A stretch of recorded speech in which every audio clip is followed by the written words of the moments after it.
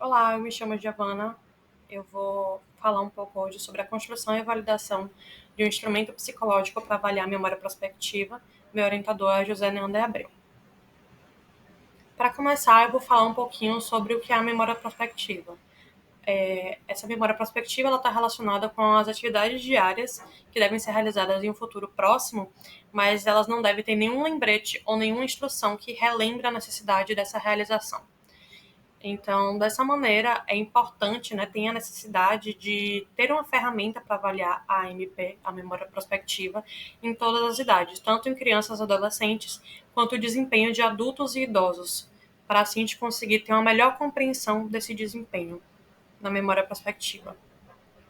Falando um pouco do contexto brasileiro, não existem ainda ferramentas para avaliar esse processo no público infantil, nem o teste de desempenho de adultos e idosos. Por isso é tão importante fazer o que fizemos. Falando um pouco agora dos materiais e dos métodos, o estudo está contando com a participação de indivíduos que são maiores de 18 anos.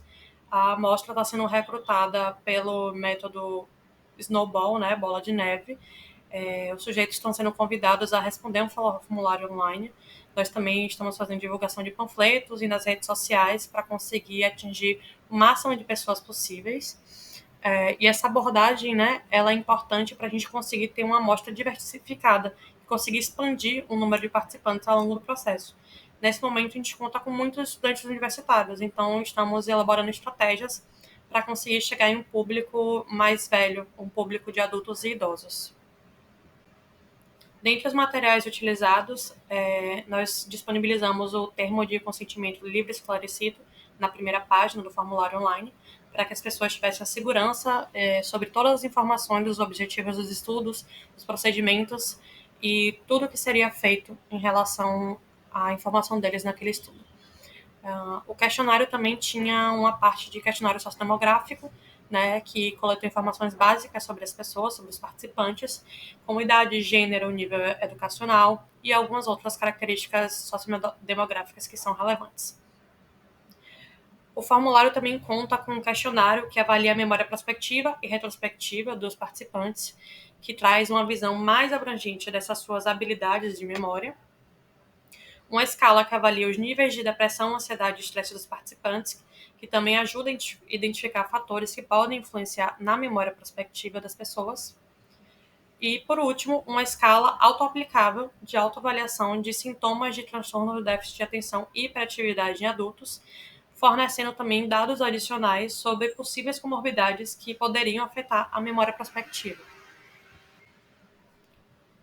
Nos procedimentos, o desenvolvimento do formulário ele foi feito através do Google Forms, incluindo o termo de compromisso, o questionário sociodemográfico e os outros instrumentos que eu falei anteriormente.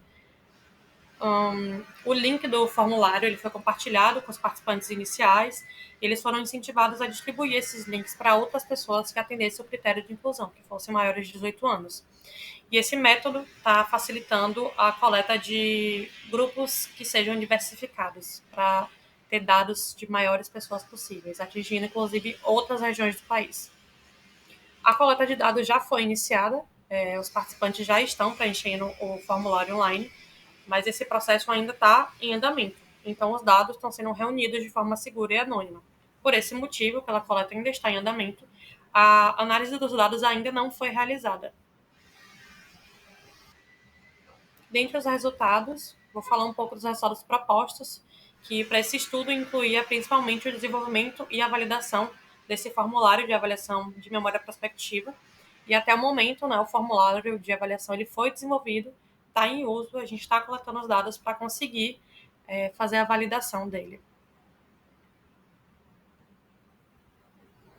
E eu trago agora as considerações finais de que foi feita uma revisão teórica do conteúdo, ela foi concluída e ela forneceu uma base sólida para desenvolver os instrumentos de avaliação da MP. Também houve uma elaboração de modelos gamificados, né? Eles serão utilizados na segunda etapa do projeto. E o formulário da tradução e da validação, ele já está online, já está acontecendo, e já temos os primeiros resultados desse formulário online. No entanto, ainda não fizemos análise de dados. Aqui estão as referências. Muito obrigada pela atenção.